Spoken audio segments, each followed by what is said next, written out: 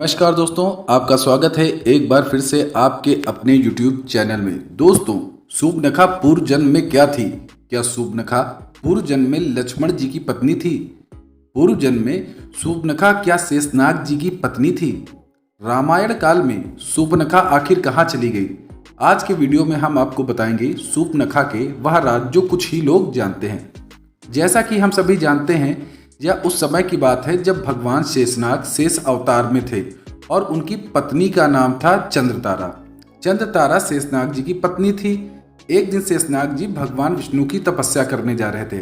तपस्या करने के लिए वह पाताल लोक से कुछ दूरी पर चले गए, जहां पर चंद्रतारा नहीं पहुंच सकती थी। पति के जाने के बाद चंद्रतारा को पति की कमी महसूस होने लगी। नागलोक पर हजारों नागों का बसेरा था। चंद्रतारा नागलोक की महारानी थी। चंद्रतारा को एक दिन समागम करने का मन होता है। फिर वह नागलोक में अपनी प्यास बुझाने के लिए निकल पड़ती है और फिर उसे एक साबर नाग से अपना रिश्ता कायम कर ही लिया और अवैध संबंध करने लगी। कुछ समय बीतने के बाद राज्य के महाराज वहां पधारे और उनका नाम प्रताप भानु था, जो शेषनाग जी के बहुत प्यारे मित्र थे और वह पाताल लोक में किसी कार्य हेतु आए थे। उन्होंने नागलोक में कहा कि आज मैं अपने मित्र शेषनाग जी से मिलता हूँ और कुछ देर बाद उनके महल में विश्राम करूँगा और शेषनाग जी से मुलाकात भी हो जाएगी। दोस्तों, नागों में यह सारी विद्याएं उपलब्ध होती हैं जो कभी भी किसी भी मनुष्य का रूप धारण कर सकते थे और कोई भी रूप धारण करने में उन्हें कोई समस्या नहीं थी। दोस्तों, अश्वपति राज के महाराज भानु जब उनके महल पहुंचे तो उन्होंने चंद्रतारा को नैतिक कार्य करते हुए देख लिया और हंसते हुए बात करते हुए देखा। यह दृश्य उनकी आंखों में खून के आंसू ले आया और मारे क्रोध के उन्होंने अपने धनुष को निकाला और जैसे ही तीर कमान पर लगाया, साबरनाग से कहा, मैं तुम्हारा इसी समय सिर काट दूंगा। साबरनाग वहीं पर अदृश्य हो गया। फिर महाराज प्रताप भानु का गुस्सा शांत नहीं हुआ और अपने कोड़े से महारानी चंद्रतारा को 5-6 कोड़े मारे और कहा, तुम मेरे मित्र की पत्नी होकर मेरे मित्र की नाक कटवा रही हो। और ऐसा कहकर उसके बाद वह अपने राज्य को चले गए। दोस्तों, वह समय आ गया जब शेषनाग जी अपने नगर नागलोक को वापस लौटे। तब तक चंद्रतारा के गुप्तचर ने बताया कि महाराज अपने महल में आ रहे हैं। चंद्रतारा बहुत चालाक थी। तब चंद्रतारा रोने का नाटक करने लगी और उसने अपने कपड़े उतार दिए और केश बिखरा लिए। वह कर महल में बिना कपड़ों के लेट गई। महाराज शेषनाग जी जब चंद्रतारा के पास पहुंचे तो उन्होंने कहा कि आपकी ऐसी गति कैसे हुई जो आप इस तरह बालों को बिखेरे हुए और ऐसे कोप भवन में लेटी हुई हैं। तब उन्होंने कहा कि आप मुझे वचन दो, फिर मैं आपको बताऊंगी। फिर शेषनाग जी ने कहा कि ये मैं वचन देता हूँ, मैं आपके उस दुख का निवारण करूंगा। तारा ने कहा कि आपके सबसे प्रिय मित्र महाराज प्रताप भानु, जिन्होंने मेरे साथ गलत तरीके से व्यवहार किया, मुझे कोड़े से मार मार कर ये हालत कर दी। फिर शेषनाग जी ने कहा, ठीक है, मैं अपने इस मित्र को इसी समय उसे प्राण दंड दूंगा, लेकिन अगर आपकी बात झूठ निकली तो आपको भी प्राण दंड दूंगा।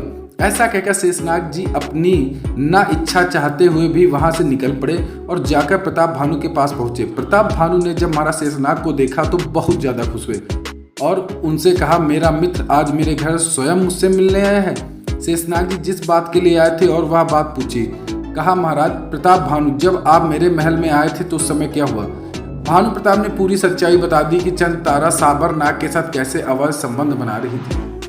शेषनाग को अपने मित्र की बात पर भरोसा हुआ और कहा, मेरा मित्र कभी झूठा नहीं हो सकता। और उस समय प्रताप भानु जब साबरनाग का सिर काटने लगे तो वही कसम खा ली थी कि मैं तुम्हारा सिर काट दूंगा, तुम्हारा वध कर दूंगा, चाहे इस जन्म में या किसी भी जन्म में। शेषनाग जी वहां से अपने उस दोस्त को छोड़कर वापस लौट आए और जब आए तो चंद्रतारा ने समझ लिया कि प्रताप भानु सारी बातें बता चुका होगा, इसलिए आते ही वह उसे प्राण दंड दे देंगे और वह असहनीय प्राण दंड से अच्छा है कि मैं स्वयं ही आत्महत्या कर लूं। ऐसा सोचते हुए चंद्रतारा एक पत्थर की शिला पर अपने सिर को पटक पटक कर अपने प्राण दे दिए।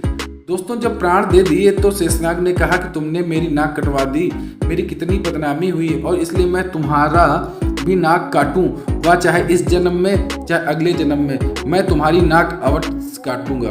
दोस्तों, तभी रामायण काल में ऐसी लीलाएं हुई। वही आगे चलकर साबरनाग जो सूर्पनखा का पति हुआ करता था, जिसका नाम बिंदुजीवा, वही चंद्रतारा आगे चल के त्रेता युग में सूर्पनखा हुई और वही शेषनाग जी अवतार लेकर के लक्ष्मण जी बने।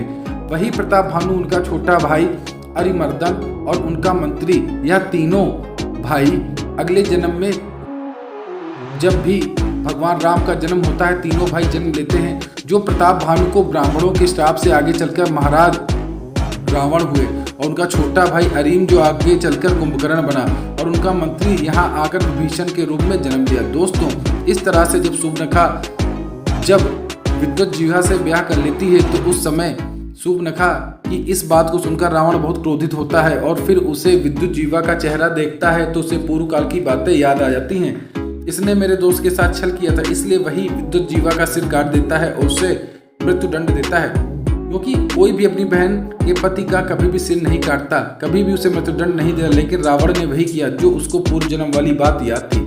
इधर लक्ष्मण जी को श्री राम जी सारे से कहते हैं कि आपके जो पूर्व काल के जो कर्म थे, जो आपने कभी प्रण लिया था, उसको पूरा कर लीजिए। इसलिए महाराज लक्ष्मण जी इधर शूर्पणखा के नाक कान काट लेते हैं, और फिर शूर्पणखा अरब देश चली जाती है और मक्का मदीना में रहकर शूर्पणखा ने अपने वंश को आगे बढ़ाया और नई नई परंपराओं का निर्माण किया। इनमें से एक परंपरा थी बुर्का पहनने की, जो यह रिवाज शूर्पणखा के समय से ही चला आ रहा है। दोस्तों, बताया जाता है कि द्वापर युग बीत जाने के बाद शूर्पणखा के वंशज आज के समय में इब्राहिम धर्म के अनुयायी हैं, और इस वजह से इस्लाम धर्म में शुक्रवार को एक विशेष महत्व दिया जाता है। दोस्तों, यह कथा थी चंद्रतारा और साबरनाग की लक्ष्मण जी की पत्नी, जो कि चंद्रतारा पूर्व जन्म में शूर्पणखा रही।